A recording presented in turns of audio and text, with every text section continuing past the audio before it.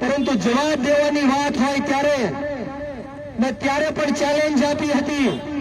અને આજે પણ હું ચેલેન્જ આપું છું કે જો કુંવરજીભાઈ બાવળિયા સાહેબ આ વિસ્તારના ધારાસભ્યના વિસ્તારના કેબિનેટ મંત્રી એવું કહી રહ્યા છે લોકોને કે બ્રિજરાજભાઈ જસદણ અને વિછિયાની અંદર રાજકારણ કરવા માટે આવી રહ્યા છે, ચૂંટણી લડવા માટે આવી રહ્યા છે, ત્યારે આ મંચ ઉપરથી હું તમને ચેલેન્જ આપવા માંગુ છું કે જો કુંવરજીભાઈ બાવળિયા સાહેબ 10 દિવસની અંદર આ 92 જણાના કેસ પાછા ખેંચાવી લે તો બ્રિજરાજ સોલંકી જીવનમાં ક્યારેય જસદણ વિછિયાની અંદર પગ નહીં મૂકે. મિત્રો, તમે લોકોને ગુમરાહ કરી રહ્યા છો કે હું રાજકારણ કરવા માટે આવું છું, ચૂંટણીઓ લડવા માટે આવું છું.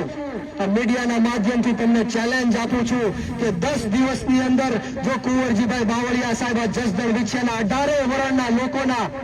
દરેક સમાજ જ્ઞાતિ અને ધર્મના લોકોના આ 92 નિર્દોષ લોકોના જેમાં પાટીદાર સમાજના પણ યુવાનો છે, દલિત સમાજના પણ યુવાનો છે, માલધારી સમાજના પણ યુવાનો છે, કોળી સમાજના પણ યુવાનો છે, જો આ 92 જણા ઉપર જે 307ના ખોટા કેસ કરવામાં આવ્યા છે એ 10 દિવસની અંદર કુંવરજીભાઈ બાવળિયા કેસ પાછા ખેંચાવી લે તો બ્રિજરાજ સોલંકી જીવનમાં ક્યારેય જસદણ વિછિયાની અંદર પગ નહીં મૂકે એ આજે હું તમને ખાતરી આપું છું. મિત્રો,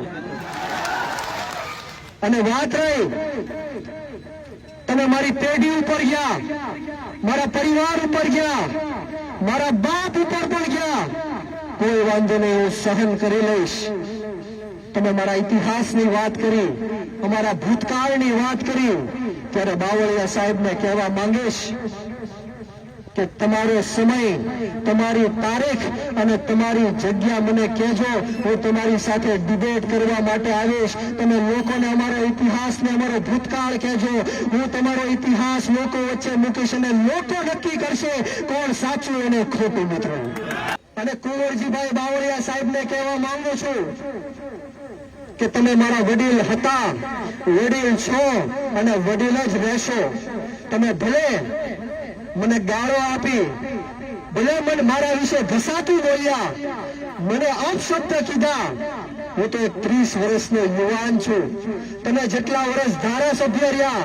એટલા વર્ષનો હું એક યુવાન છું. તમારા દીકરા કરતા પણ નાની ઉંમરનો યુવાન છું. તમે ભલે મને ગાળ આપી, તમારે હજી મને ગાળ આપી હોય તો ગાળ આપી દો, મારા વિશે ઘસાતું બોલવું હોય તો ઘસાતું બોલો, મારા વિશે અપશબ્દ બોલવો હોય એ બોલો, પરંતુ બ્રિજરાજ સોલંકી બે હાથ જોડીને તમને વિનંતી કરે છે કે આ જસદણ વિછિયાના 92 જણા ઉપર ખોટા કેસો થયા છે એ કેસો પાછા ખેંચી